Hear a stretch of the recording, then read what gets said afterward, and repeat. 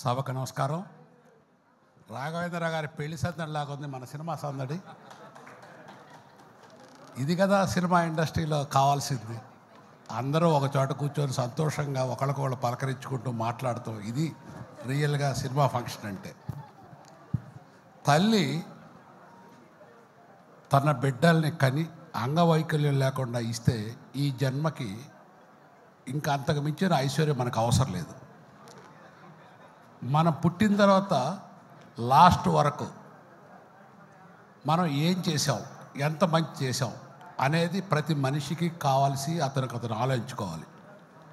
ఈ రాజేష్ అనే అబ్బాయి, అనన్య కృష్ణన్ పాప హీరోయిన్ ఈ పిక్చర్లో, వీళ్ళిద్దరూ కూడా ఈ అబ్బాయి మా తోటలో పండిన పండు మా బ్యానర్లో యాక్ట్ చేశాడు నా డైరెక్షన్లో.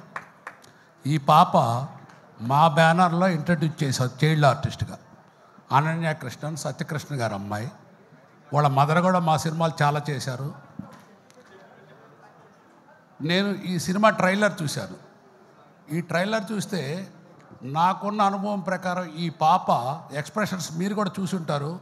ఒక మహానటి సావిత్రి ఫేస్లో ఎటువంటి పర్ఫార్మెన్స్ పలుకుద్దో అంత గొప్ప పర్ఫార్మెన్స్ పలికించాడు ఈ సినిమా శిల్పి డైరెక్టర్.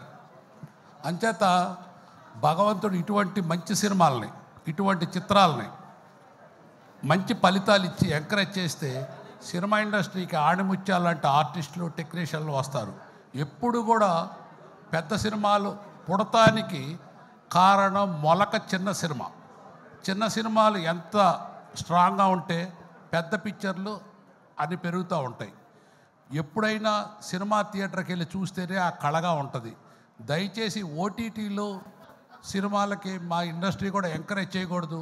ప్రతి హీరో కూడా ఒక చివరిలో కాషన్ ఇస్తుంటాడు, బాగా పెద్ద హీరోలు ఈ సినిమా థియేటర్లోనే చూడండి అని. బట్ వాళ్ళ సినిమాలు అమ్మేది ఓటీటీలో. దానివల్ల చిన్న సినిమాలకు చాలా నష్టం కలుగుతుంది. దయచేసి ఇటువంటి మంచి చిత్రాలు చిన్న సినిమాలు థియేటర్లో చూస్తేనే ఒక కళగా ఉంటుంది.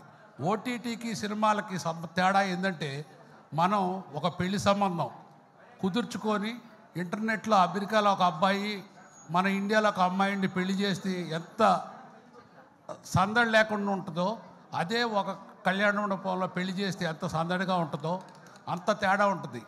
రియల్గా థియేటర్లోకి వెళ్ళి సినిమా చూస్తే ఆ కళ, ఆ సందడి.